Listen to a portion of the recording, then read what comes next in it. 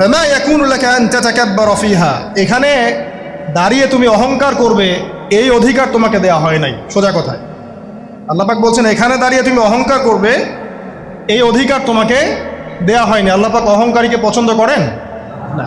অহংকারীদেরকে আল্লাহ পাক কিয়ামতের মাঠে পিঁপড়ার মতো উঠাবেন। তাদের আকৃতি মানুষের সমানও হবে না, ছোট ছোট কালো পিঁপড়ার মতো হবে এবং অন্ধকার ওদেরকে ঢেকে নিবে। তো আমাদের মনে যাদের অহংকার আছে, আল্লাহর ওয়াস্তে অহংকার ছেড়ে দেই। অহংকার ইলমেরও থাকতে পারে, একজনের অনেক বড় ইলমি ডিগ্রি সার্টিফিকেট আছে, অমুক ফারেক তমুক ফারেক, অমুক মুহাদ্দিস অমুক মুফাসসির, ডাবল ডিগ্রি, এটারও অহংকার থাকতে পারে, ঠিক আছে। আবার অনেকের টাকা পয়সার অহংকার থাকে, অনেকের ক্ষমতার অহংকার থাকে, আবার এখনকার মেয়েদের সৌন্দর্যের অহংকার থাকে, থাকে না? এক এক মানুষের এক একটা অহংকার। অহংকারের ডেফিনেশনটা কি? একজন সাহাবী নবী সাল্লাল্লাহু আলাইহি ওয়াসাল্লামকে বলছেন, ইয়া রাসূলুল্লাহ, আমি পছন্দ করি আমার গায়ের পোশাকটা সুন্দর হোক, আমার জুতা সুন্দর হোক, ঠিক আছে, আমার সুগন্ধি ভালো হোক, দামি হোক, এটা কি অহংকারের পরিচয়? নবী সাল্লাল্লাহু আলাইহি ওয়াসাল্লাম বলছেন না, এটা অহংকারের পরিচয় নয়। বরং অহংকারের পরিচয় হচ্ছে অন্য মানুষকে তুচ্ছ তাচ্ছিল্য করা এক, আর দুই হচ্ছে সত্যকে প্রত্যাখ্যান করা। মনে থাকবে অহংকারের সংজ্ঞা কি? এক, অন্য মানুষকে তুচ্ছ তাচ্ছিল্য করা, আর দুই, সত্যকে প্রত্যাখ্যান করা। এখন সত্য কি? আইনস্টাইনের থিওরি সত্য, নাকি পিথাগোরাসের উপপাদ্যই সত্য, নাকি আমাদের পশ্চিমারা যে সেকুলারিজম, কমিউনিজম, ডেমোক্রেসি ইত্যাদি ইত্যাদি, ন্যাশনালিজম এগুলো দিয়ে দিয়েছে মতবাদগুলো, এগুলোই চূড়ান্ত সত্য? সায়েন্সই কি চূড়ান্ত সত্য? চূড়ান্ত সত্যটা কি আসলে? এক কথায় সূরা কাহফের 29 নম্বর আয়াতে সত্যের সংজ্ঞা আছে। কত নম্বর আয়াতে? সূরা কাহফের 29 নম্বর আয়াতে আল্লাহ পাক বলছেন, ওয়াকুলিল হাক্কু মির রাব্বিকুম, হে নবী আপনি বলে দিন সত্য সেটাই, ন্যায় অন্যায়ের চূড়ান্ত মানদণ্ড সেটাই, হক বাতিলের চূড়ান্ত মানদণ্ড সেটাই। কোনটা? যেটা তোমার রবের পক্ষ থেকে নাজিল হয়। সুবহানাল্লাহ। আমাকে বলেন যে রবের পক্ষ থেকে কি নাজিল হয়েছে? একসময় তাওরাত নাজিল হয়েছিল না? ওটাই হক ছিল। ওই সময় কি ছিল? সেটাই হক ছিল। জাবুর ওই সময়ের কি ছিল? হক। ইনজিল ওই সময়ের হক ছিল। এখন কি আছে আমাদের কাছে? কোরআন, এবং এর ব্যাখ্যা হচ্ছে হাদিস।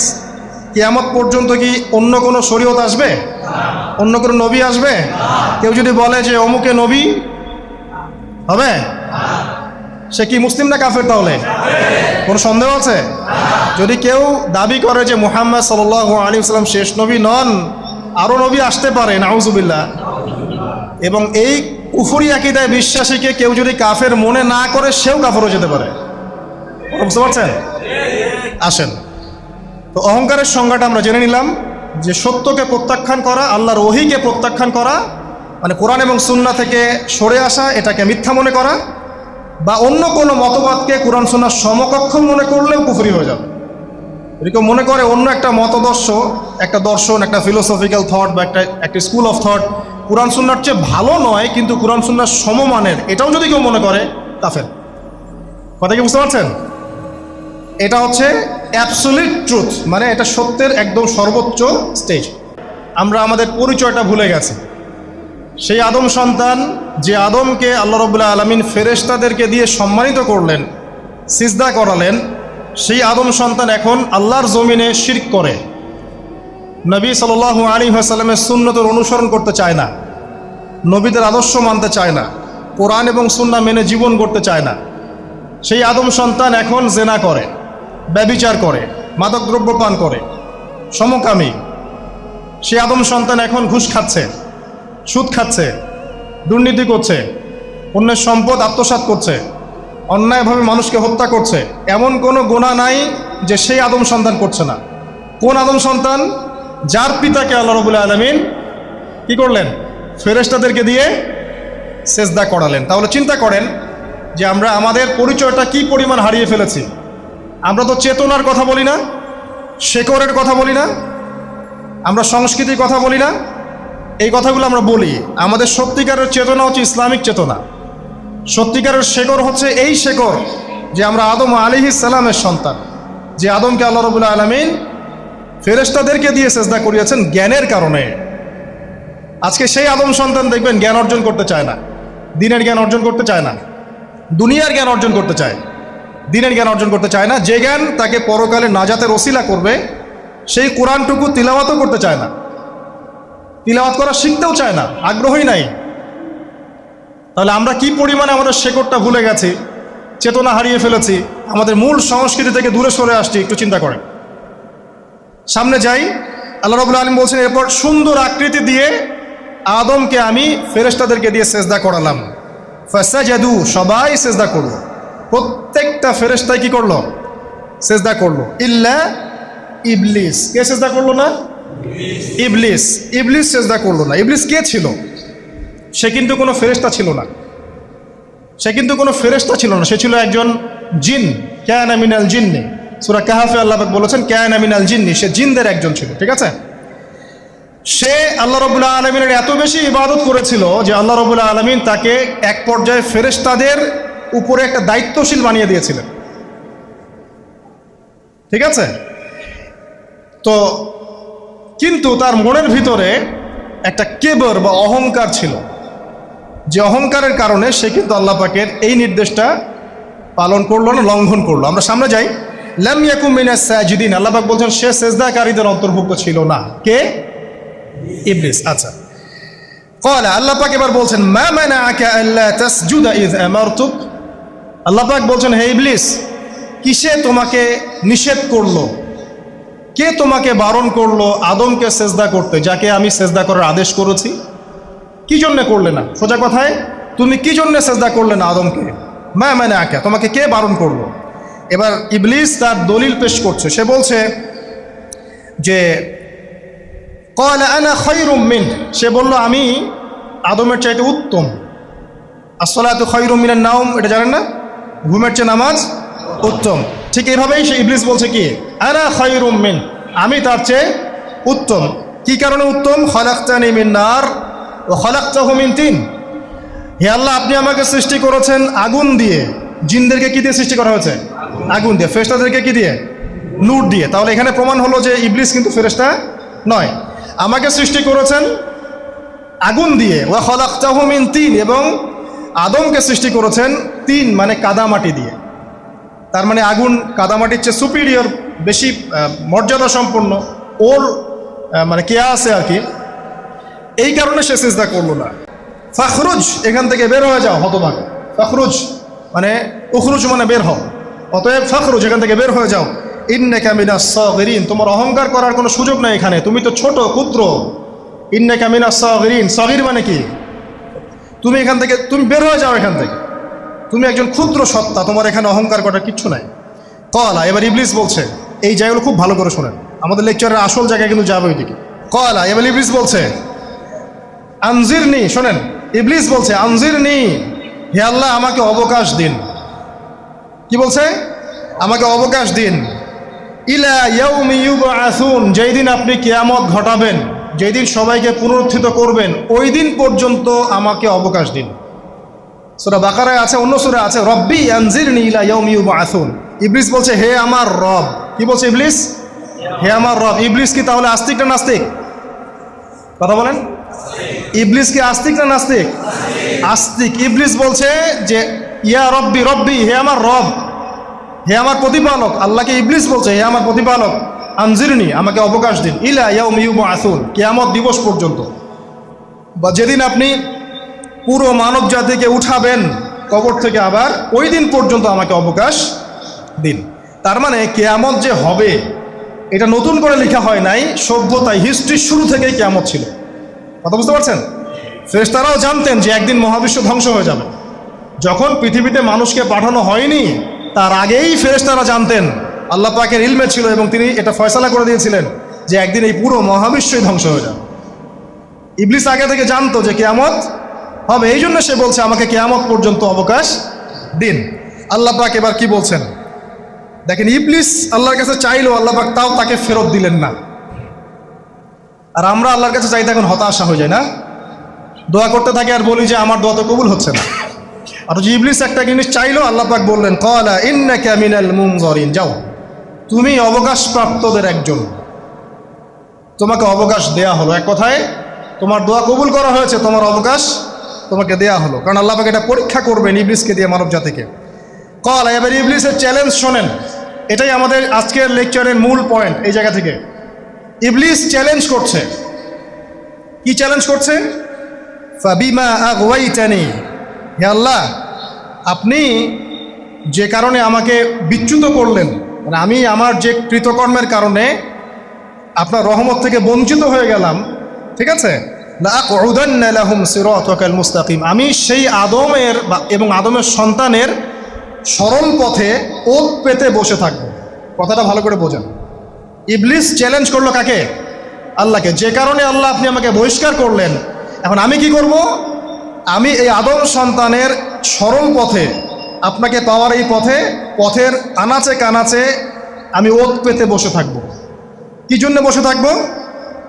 যাতে করে আমি আদম সন্তানকে বিচ্যুত করতে পারি। শুধু তাই নয়, সে আরও বলছে সুম্মা লাআতিয়ান্নাহুম, আমি শুধু বসেই থাকবো না, আমি আদম সন্তানের কাছে আসব। মিন বাইনি আইদিহিম, তার সামন থেকে আসব। ওয়া মিন খালফিহিম, আদম সন্তানের পিছন থেকে আসব। ওয়া আন আইমানিহিম, তার ডান দিক থেকে আসব। ওয়া আন শামাইলিহিম, তার বাম দিক থেকে আসব। ওয়ালা তাজিদু আকসারাহুম শাকিরিন, আল্লাহ পাক আপনি তাদের বেশিরভাগকেই শুকরগুজার পাবেন না।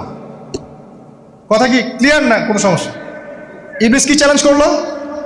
আমি শুধু বসেই থাকবো না, ডান দিক থেকে আসব, বাম দিক থেকে আসব, সামন থেকে আসব, পিছন থেকে আসব, আমি আদম সন্তানকে পথভ্রষ্ট করেই ছাড়বো। আপনি আদম সন্তানের বেশিরভাগকে পথভ্রষ্ট পাবেন। ইবলিসের কথার কি বাস্তব প্রতিফলন দেখা যায় এখন সমাজে? বেশিরভাগ মানুষ নামাজ পড়ে না পড়ে না? বেশিরভাগ মানুষ সুদ খায় না খায় না? বেশিরভাগ যুব সমাজ জেনা করতেছে না করতেছে না? বেশিরভাগ লোক মাদক খাচ্ছে না খাচ্ছে না? পৃথিবীর কোনো জায়গায় আল্লাহর বিধান আছে কি নাই? দুই একটা জায়গায় আছে আইওয়াশ, শোডাউন।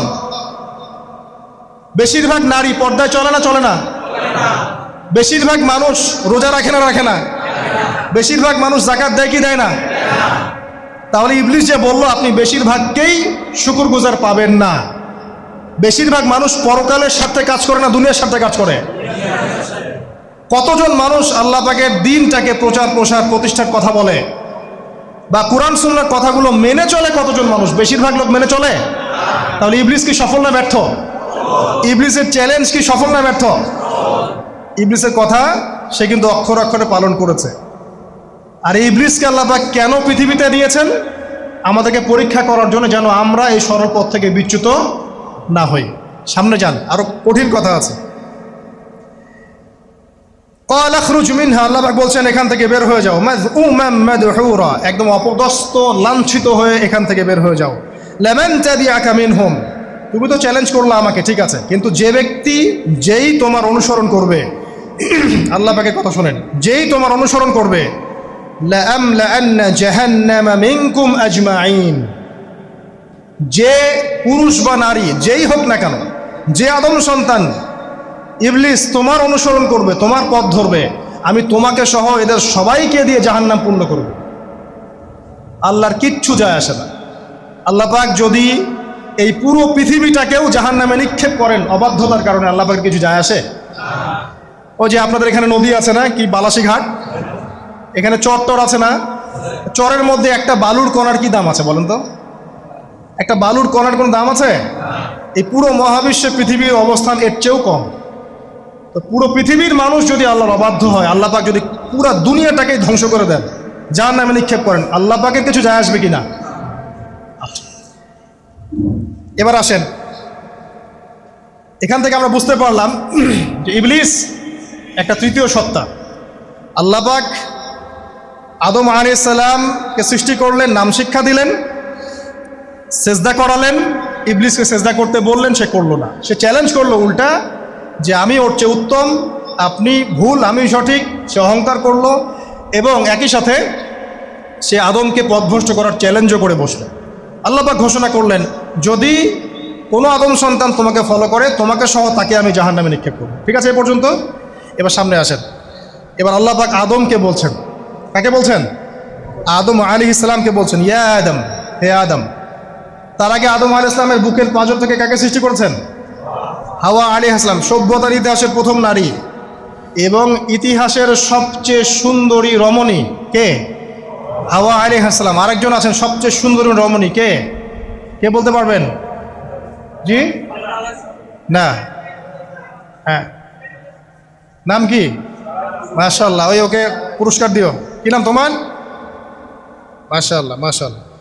দ্বিতীয় সুন্দরী রমণী, দুজন রমণীকে বলা হয় পৃথিবীর সবচেয়ে সুন্দরী রমণী।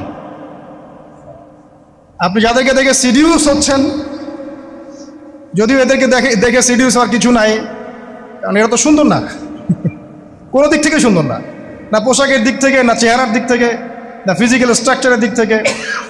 এদেরকে দেখে তো পাগলও সিডিউস হবে না।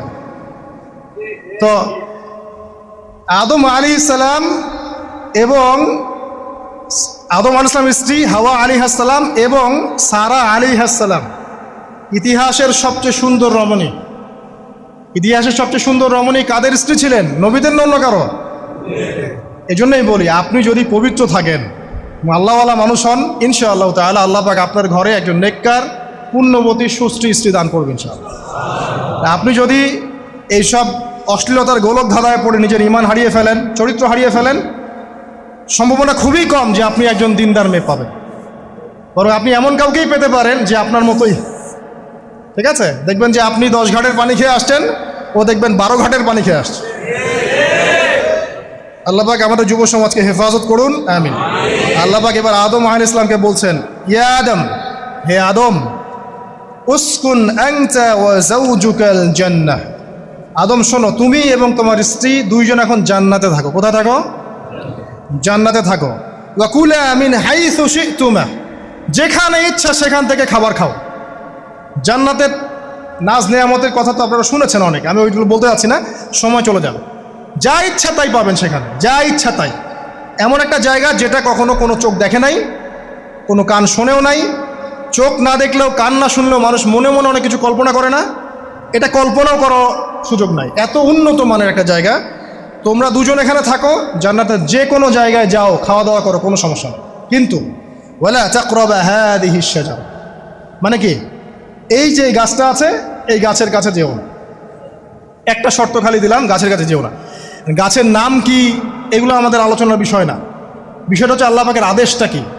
গাছটা আম গাছ হতে পারে, জাম গাছ হতে পারে, কদু গাছ হতে পারে, যে কোনো গাছ হতে পারে। এটা নিয়ে আমাদের কোনো মাথা ব্যথা নাই। মাথা ব্যথা হচ্ছে আল্লাহ পাকের আদেশ, এই গাছের কাছে যেও না, বাস যেও না। আচ্ছা, ফাতাকুনা মিনাজ জালিমিন, যদি চলে যাও তোমরা দুজন এখানে, তাহলে তোমরা দুজন কিন্তু জালেম হয়ে যাবে। আল্লাহ পাকের হুকুম অবাধ্য করলে মানুষ কি হয়ে যায়? জালেম হয়। এই জন্য আমরা দোয়ায় বলি, আল্লাহুম্মা ইন্নী যালামতু নাফসি, বলি না? হে আল্লাহ, আমি আমার নফসের উপর জুলুম করেছি। রব্বানা যালামনা আনফুসানা, বলি না?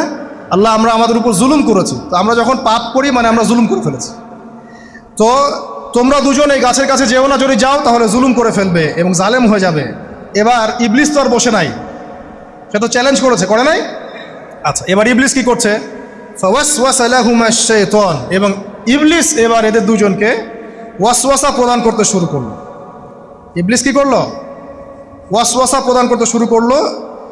ওয়াসওয়াসাটা এমন ছিল যে, হাল আদুল্লুকা আলা শাজারাতিল খুলদি ওয়া মুলকিন লা ইয়াবলা। ইবলিস এসে আদম এবং হাওয়া আলাইহিমা সালাম তাদেরকে লাগলো যে, আমি কি তোমাদেরকে এমন কোনো গাছের কথা বলবো যেই গাছের ফল খেলে তোমরা চিরস্থায়ী হয়ে যাবে, কখনো মরবে না, এবং এমন রাজত্ব পাবে যে রাজত্বের কোনো ক্ষয় নাই। ইবলিসের টোপটা কি দেখলেন?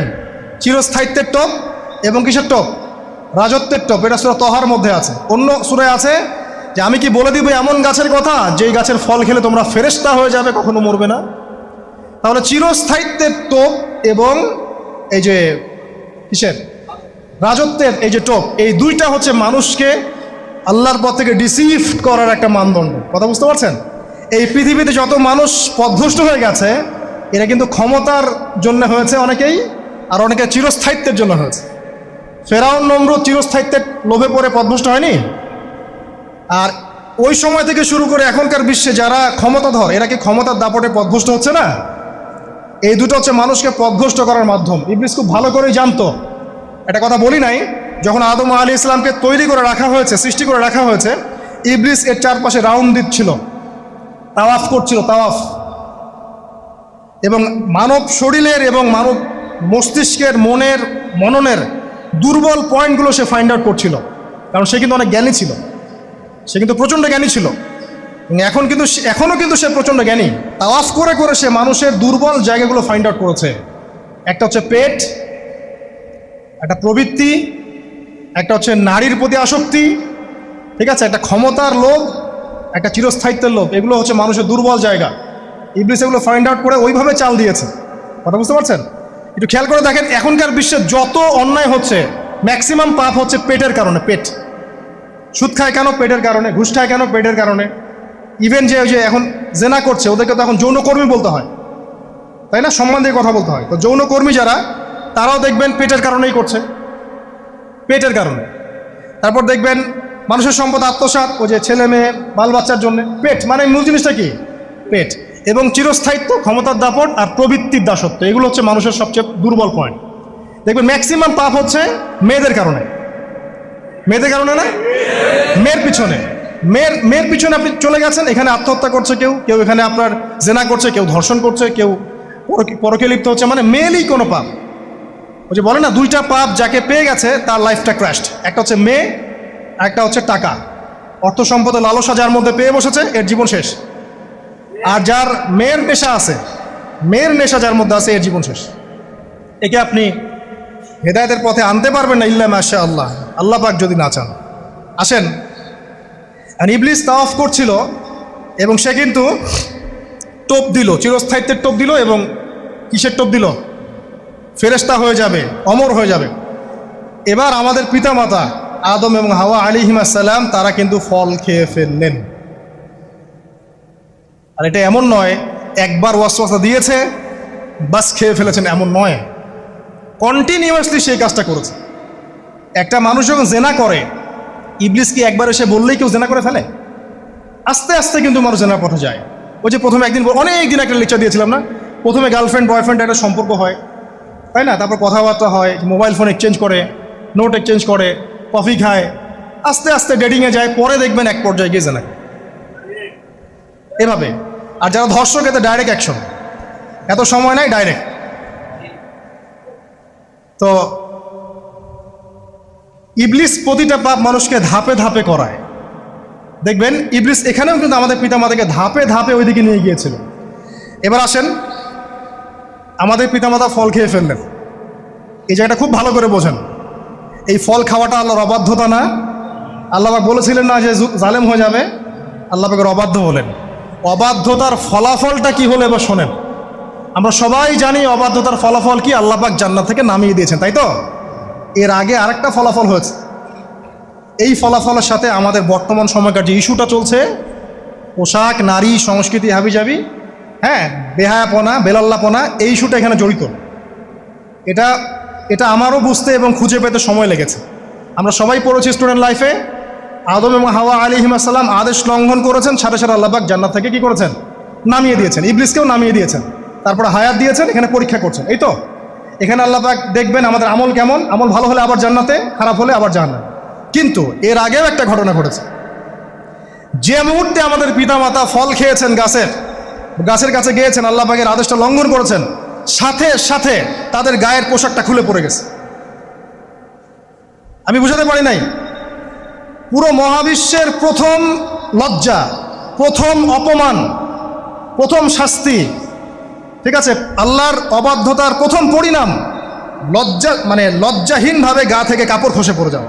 প্রথম শাস্তি, প্রথম অবাধ্যতা এবং প্রথম অবাধ্যতার পরিণতি পুরো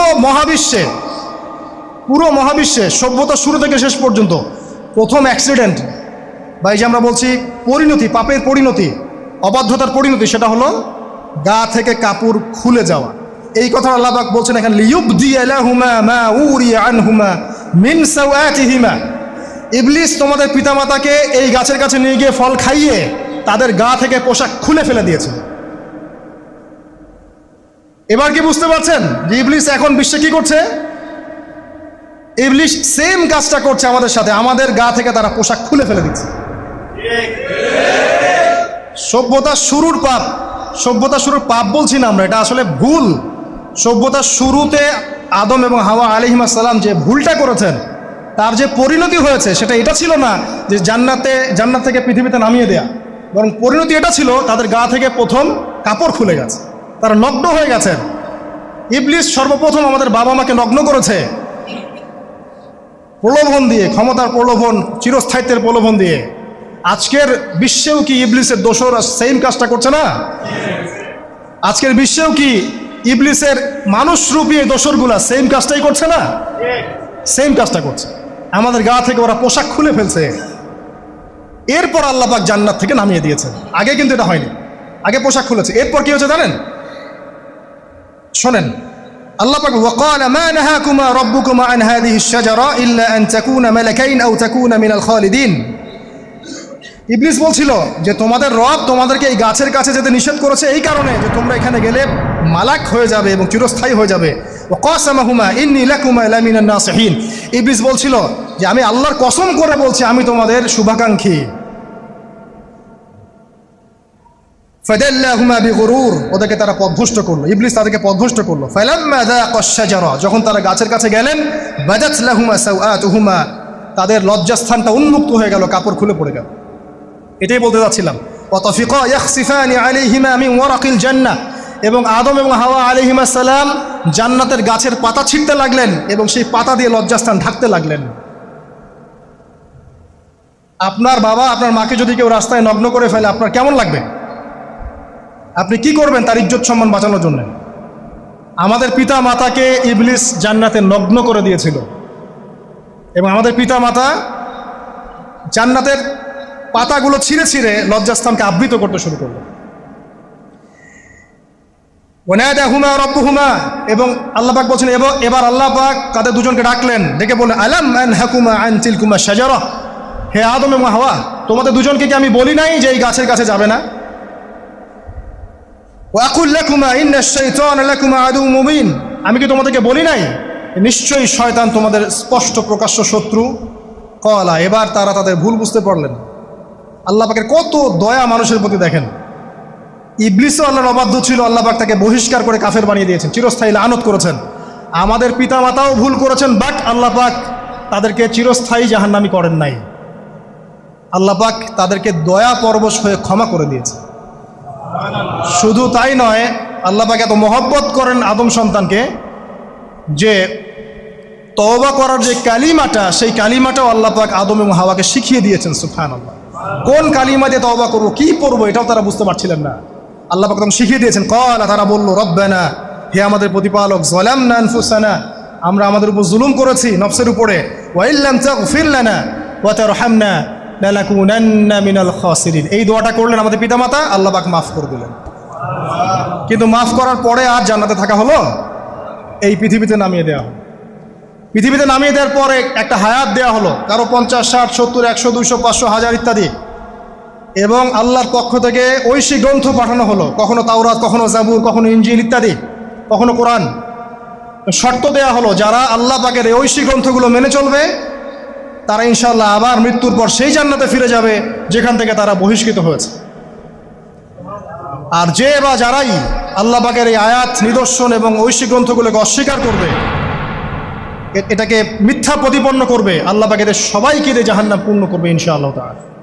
আল্লাহ পাক এটাও বলেছেন যে আল্লাহ পাক ওয়ালাকাদ যারানা লিজাহান্নামা কাসীরাম মিনাল জিন্নি ওয়াল ইনস, আল্লাহ পাক বহু মানুষ আর জিনকে দিয়ে জাহান্নাম পূর্ণ করবেন।